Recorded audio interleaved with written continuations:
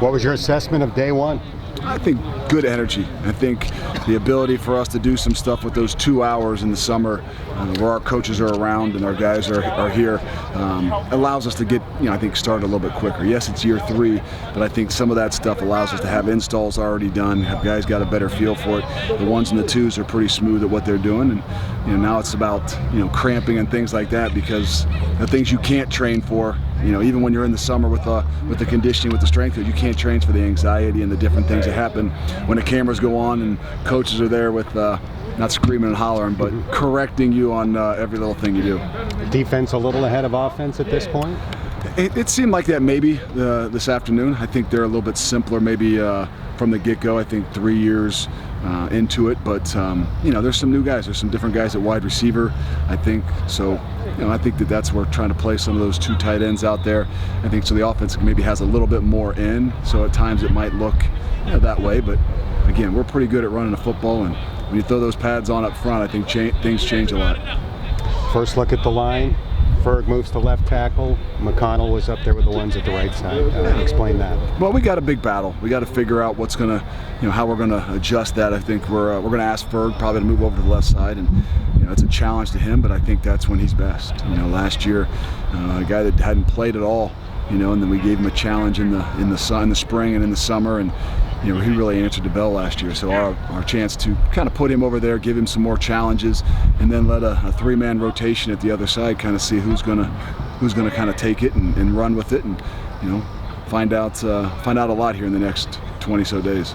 Looks like Perry Young is really running well. What is his status for being able to do full go and so forth? Well, he looks really bad in that beard right now, but we won't get into that. I can take his beard looking bad as long as his knee feels good. He's back to being Perry. You can feel his energy out there. You can feel his excitement. Sometimes he's running really fast in the wrong direction a couple times, but I think that's just knocking a little rust off, and we're excited to have him back. I think the guys out there are excited to have him back. You obviously knew it was a possibility, but any thoughts on the final James Hudson appeal? No, I'm gonna kind of wait right now. I'm trying to get some more information on what exactly happened, and we've got a couple other things out there until we figure out how this whole thing works out. We're gonna just kind of wait and see. Do you have any sense on the timeline for other waivers? I'm hoping here pretty quick. I mean, we might get some ideas here this Friday on some, and the other ones might be another week from Friday. So not really positive on it. I think that's cost me a lot of my summer, and probably a lot of people their summers in some of these tough situations. But what's another week or so? We just got to get a plan for how we got to move forward. What's the benefit of having Ferg's moving, but he has that experience? A guy like Morgan and even Jakari was able to come in and play some. To be honest with you, I think putting Ferg over there right now on the left side for Jeremy Cooper, who's right now is going to be a starting left guard, who's a redshirt freshman who got high hopes for. But now you're putting him right next to a senior and a guy that's played and started every game last year.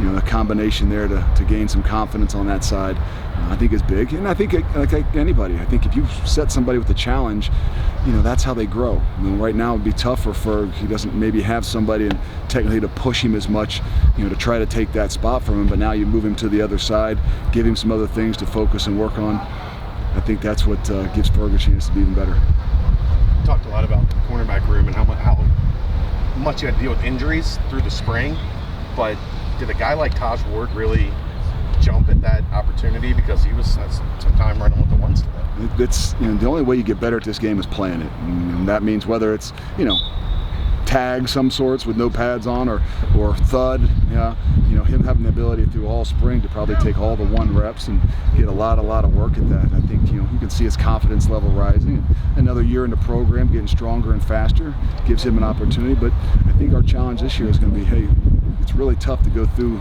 the schedule we play, the pace that we play at with 2 or 3 corners. So we got to be able to find at least 4 or 5 guys that we feel confident they can roll in there.